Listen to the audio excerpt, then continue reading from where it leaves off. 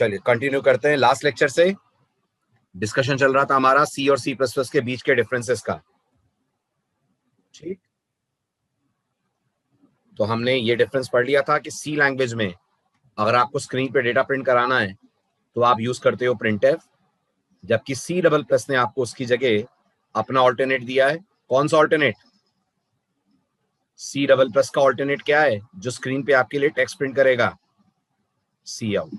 ठीक है, दोनों का आपने एक एक पॉइंट देख लिया था। अब आते हैं दूसरे इंपॉर्टेंट पॉइंट पे, यानी now we are talking about difference number 3। ध्यान दीजिएगा, ये बताइए आपको सी लैंग्वेज में अगर एक इंटीजर ए मिला हुआ है विद द वैल्यू 10 और आपको इस ए की वैल्यू स्क्रीन के ऊपर डिस्प्ले करनी है, तो आप ये काम सी में कैसे करेंगे? पूरा स्टेटमेंट बोलिएगा। इस इंटीजर ए की वैल्यू स्क्रीन पे डिस्प्ले करनी है तो सी लैंग्वेज में ये काम आप कैसे करेंगे? पूरा स्टेटमेंट बोलिए। गुड।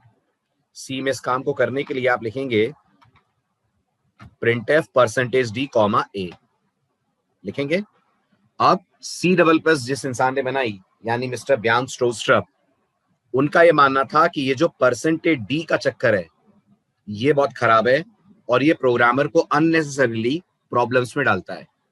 आई रिपीट, सी डबल प्लस के जो डेवलपर है मिस्टर ब्यान स्ट्रोस्ट्रप, उनको ऐसा लगता है कि जो प्रिंटफ के अंदर %d, %c, %f ये सब हम लोग लगाते हैं, वो अननेसेसरी चीजों को टिपिकल करते हैं, वो अननेसेसरी प्रोग्रामर को कंफ्यूज करते हैं। उसका सिंपल सा कारण ये भी है कि सी में डेटा टाइप होती है टोटल 9। अपन लोग सबसे ज्यादा यूज करते हैं इंट, कैर और फ्लोट, तो हमें इनके फॉर्मेट स्पेसिफायर तो याद रहते हैं, लेकिन अगर कोई दूसरी डेटा टाइप कभी यूज करनी पड़ जाए तो एकदम से फॉर्मेट स्पेसिफायर हमारे दिमाग में नहीं आता है। ये बात सच है? जल्दी बोलिए। कोई ऐसी डेटा टाइप आप सी में यूज करें जिसको यूज करने की आपको आदत ना हो, जो आप बहुत कॉमन यूज ना करते हो, तो कभी ना कभी आप उसको प्रिंट कराते वक्त गलती करेंगे ही करेंगे। तो सी डबल प्लस ने हमें इन सब चीजों से फ्री कर दिया, रिलैक्स कर दिया। और सी डबल प्लस में अगर आपके पास एक इंटीजर ए है जिसकी वैल्यू 10 है और आपको इसे स्क्रीन के ऊपर डिस्प्ले करना है, तो आपको सी आउट के साथ इंसर्शन ऑपरेटर लगाकर सिर्फ ए लिखना पड़ता है। किसकी जरूरत नहीं है?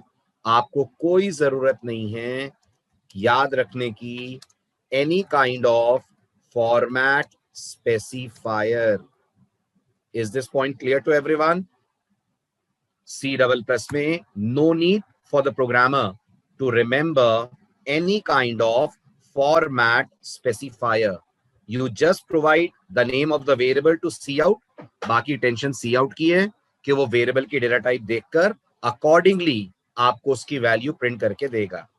Are you getting this? समझ रहे हैं इस बात को सब लोग? राइट? अब नोटिस करिए, सी लैंग्वेज में अगर इस इंट की जगह आपने कैर ले लिया होता और आपके पास कैर सी एच होता जिसमें ए है, तो आप मानते हैं आपको फिर से अपना फॉर्मेट स्पेसिफायर बदलना पड़ता? जल्दी बोलिए, बदलना पड़ता? फिर आप यहाँ %c लगाते, और अगर इसी की जगह आपके पास फ्लोट होता तो और वैल्यू होती मान लीजिए 1.5, तो आपको याद रखना पड़ता कि आपको यहाँ %f लगाना है। ऐसा है सी लैंग्वेज में? बताइए, है। और जरा भी इन फॉर्मेट स्पेसिफायर में आप गलती कर देते हैं तो क्या सिंटेक्स एरर आती है? अगर हम फॉर्मेट स्पेसिफायर गलत लगा दें तो क्या सिंटेक्स एरर आती है? प्रीति शर्मा का कहना है आती है। प्रीति दोबारा बेसिक्स रिवाइज करिए।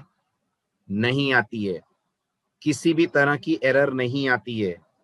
इतना सब सी में पढ़ने के बाद अगर आप ये बोलेंगे कि फॉर्मेट स्पेसिफायर गलत होने से एरर आती है, तो फिर क्या मतलब है सी प्लस प्लस ज्वाइन करने का?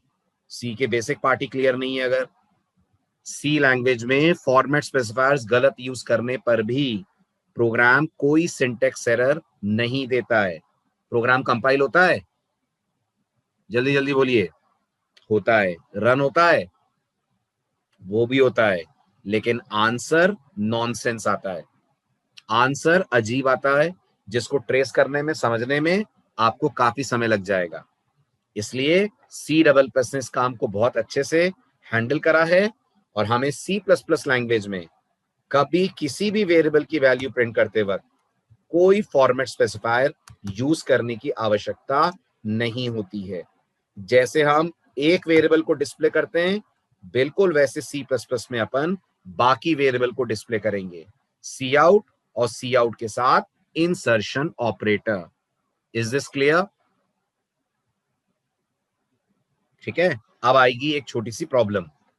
अगर ध्यान से आप लेक्चर सुन रहे हैं तो दिमाग में आपके क्वेरी आनी चाहिए। कौन सी क्वेरी? क्वेरी ये है, इमेजिन करिए मैं आपसे सी लैंग्वेज में बोलता हूं कि ये जो मैंने कैरेक्टर वेरिएबल सी एच लिया है, इसके अंदर जो कैरेक्टर ए स्टोर्ड है उसका आस्की कितना है? तो आपका क्या जवाब होगा? 65 है। Very good. कोई प्रूफ है हमारे पास कि एक आस्की 65 होता है? जल्दी बताइए, कोई सबूत है हमारे पास कि एक आस्की 65 होता है? हाँ, सबूत है। और वो सबूत है, हम ए की वैल्यू को प्रिंटफ से प्रिंट कर लें। लेकिन याद करिए, यहां सारा खेल फॉर्मेट स्पेसिफायर का होगा ना? यहां सारा खेल फॉर्मेट स्पेसिफायर का होगा ना? Because of this percentage D आपको 65 मिलेगा। यस और नो? राइट। अब सोचिए तो आपको दिखेगा सी डबल प्लस में कैसे होगा, क्योंकि सी डबल प्लस में तो फॉर्मेट स्पेसिफायर ही नहीं होते हैं। तो ये हो गई एक प्रॉब्लम। सी प्लस प्लस में आस्की प्रिंट करानी होगी तो कैसे कराएंगे जब फॉर्मेट स्पेसिफायर ही नहीं होते हैं? तो सी डबल प्लस में इस काम को करने के लिए आप यूज करेंगे अपनी एक बहुत पुरानी टेक्निक जिसका नाम है टाइप कास्टिंग। याद है आपको? याद है टाइप कास्टिंग? तो आप जब सी आउट लिखेंगे तो सी आउट के साथ इंसर्शन ऑपरेटर लगाएंगे, और इंसर्शन ऑपरेटर लगाते वक्त यहां लिख देंगे आप int of C H.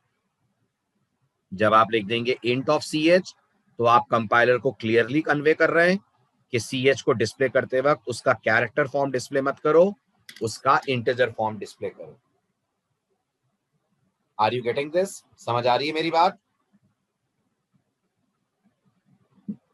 Difference number 5, C language में मुझे बताइए, अगर हमारे पास एक इंटीजर ए है जिसमें 10 है, एक कैरेक्टर बी है जिसमें x है, और एक फ्लोट c है जिसमें 1.5 है, हमें इन तीनों को एक ही प्रिंटफ में प्रिंट करना है, तो कराया जा सकता है क्या?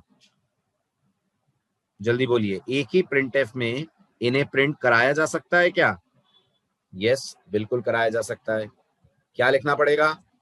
प्रिंटफ परसेंटेज डी स्पेस देकर परसेंटेज सी स्पेस देकर परसेंटेज एफ और ए कॉमा बी कॉमा सी, ऐसे ही लिखेंगे। करेक्ट।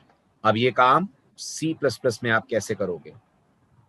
यहां पर अगर आपके पास इंटीजर ए है with the value 10, character b है विद द वैल्यू x, और फ्लोट c है विद द वैल्यू 1.5, और यहां आपको तीनों को डिस्प्ले करना है, तो क्या करेंगे?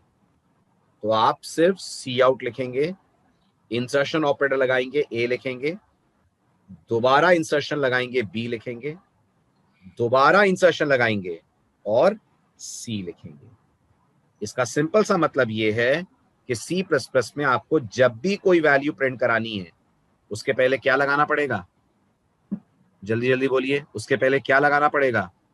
उसके पहले लगाना पड़ेगा आपको इंसर्शन ऑपरेटर। ठीक है, लेकिन दो तीन बातें ध्यान से सुन लीजिए। अगर मैं आपसे पूछूंगा इसका आउटपुट हमें स्क्रीन पे क्या दिखेगा, इस कोड को रन करने पर हमें स्क्रीन पे आउटपुट क्या दिखेगा, तो जवाब होगा इसको रन करने पर जो आउटपुट दिखेगा वो ऐसा दिखेगा कि तीनों वैल्यूज हमें बिल्कुल एक साथ नजर आएंगी। बिल्कुल एक साथ नजर आएंगी मतलब बीच में कोई गैप नजर नहीं आएगा। ऐसा दिखेगा आपको 10x और 1.5। अगर मैं आपसे कहता हूं मुझे आउटपुट ऐसा नहीं ऐसा चाहिए, मैं चाहता हूं 10 और x के बीच में थोड़ी सा गैप आ जाए और x और 1.5 के बीच में थोड़ा सा गैप आ जाए, फिर क्या करेंगे? तो फिर आपको इस गैप को भी करना पड़ेगा इंसर्ट। गैप को भी इंसर्ट करना पड़ेगा मतलब आप ए लिखेंगे, इंसर्शन ऑपरेटर लगा के डबल कोट, तो ये स्पेस आ गई, फिर इंसर्शन ऑपरेटर लगाकर बी लिखेंगे, फिर इंसर्शन ऑपरेटर लगा के डबल कोट, और फिर इंसर्शन ऑपरेटर लगाकर आप लिखेंगे सी।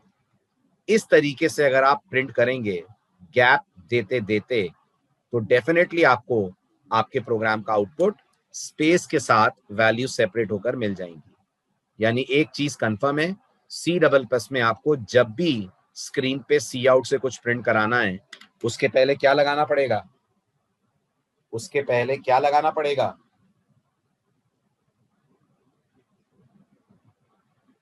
बिल्कुल सही, उसके पहले लगाना पड़ेगा इंसर्शन ऑपरेटर। ये सी डबल प्लस का अपना सिंटेक्स है और इसका कोई शॉर्टकट अवेलेबल नहीं है। एक आध दिन आपको थोड़ा सा अजीब लगेगा, फिर आपको भी आदत हो जाएगी इस तरीके से सी आउट लिखने की। ठीक है, ऐसे ही ध्यान दीजिएगा। अगर मैं कहता हूं सी लैंग्वेज में हमारे पास ये एक वेरिएबल है एज, जिसकी वैल्यू है मान लीजिए 32, और हम स्क्रीन पे लिखा हुआ चाहते हैं माई एज इज 32, तो आप सी में मैसेज के साथ कुछ ऐसे लिखेंगे, my age is percentage d comma age, yes और नो, है ना? अब यही काम सी प्लस प्लस में आप कैसे करने वाले हैं? तो जवाब है, इसी को अगर आप सी प्लस प्लस में करेंगे तो जैसा मैंने कहा, फिर आपको मदद लेनी पड़ेगी इंसर्शन ऑपरेटर की। गलत गलत दीपांकर, हमें वेरिएबल की वैल्यू प्रिंट करनी है, डायरेक्ट 32 थोड़ी प्रिंट करना है।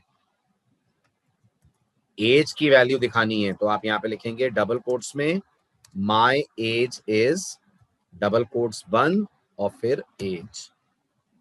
ध्यान से देखें, अभी बताइए इन दोनों एज में फर्क है? ये एज और ये एज, बहुत बड़ा फर्क है। वो जो पहले एज आपको दिख रही है वो सिर्फ एक मैसेज है या टेक्स्ट है, और ये जो एज आप देख रहे हैं ये आपका वेरिएबल एज है। समझ आ रहा है? बीच में क्या लगाना है? क्या बीच में लगाना है? मतलब समझा नहीं मैं, तुम स्क्रीन पे क्या देखना चाहते हो? आउटपुट क्या चाहिए मुझे? आउटपुट प्रिंट करके बताओ।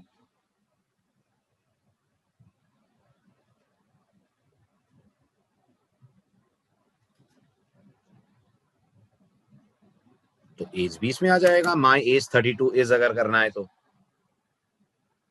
आप ऐसे लिखोगे सी आउट माई एज, फिर इसके बाद एज, फिर इसके बाद इज, ऐसे होगा। तो तुम्हें जहां वैल्यू दिखानी है वहां आ जाएगा। आ रहा है समझ?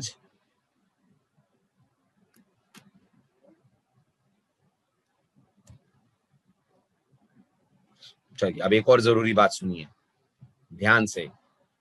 ये वाले एग्जाम्पल पे देखिए और मुझे बताइए, हमने यहां पर ये किसे यूज करा है? ए के पहले, जल्दी बोलिए, ए के पहले क्या लगाया है मैंने? Insertion operator. बी के पहले क्या लगाया है? Insertion operator. सी के पहले क्या लगाया है? Insertion operator.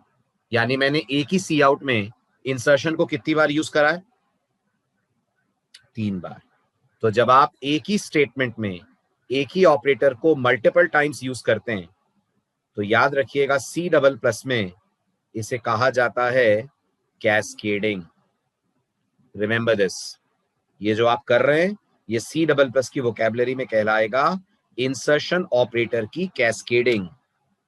जब एक ही ऑपरेटर को एक ही स्टेटमेंट में बार बार यूज करा जाने लगता है तो फिर ये उस ऑपरेटर की कहलाता है cascading. Is this point clear?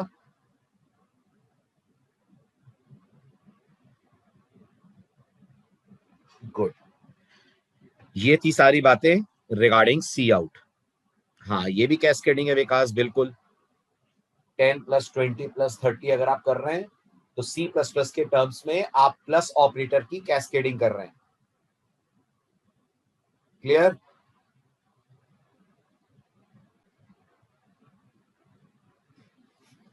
चलिए, ये हुई बातें सी आउट की। अब बात करते हैं सी इन के बारे में।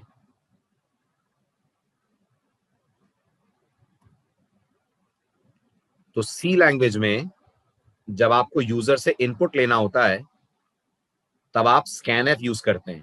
यस और no? Yes Faisal. Cascading means repetition. आप किसी चीज को बार बार बार बार रिपीट करते जाएं एक ही लाइन में, तो हम कहते हैं आप उस ऑपरेटर की कर रहे हैं cascading. Same operator same statement में मल्टीपल टाइम्स आएगा तो कहलाएगा कैस्केडिंग। ठीक है, लिख देता हूं मैं, चलिए आप लोगों को कंफ्यूजन ना हो। इफ समवन सेज कैस्केडिंग क्या होती है, तो आपका जवाब होगा using same operator multiple times in the same expression। एक ही ऑपरेटर को एक ही एक्सप्रेशन में बार बार यूज करेंगे तो अपन मानेंगे आप उस ऑपरेटर की परफॉर्म कर रहे हैं कैस्केडिंग। ठीक है,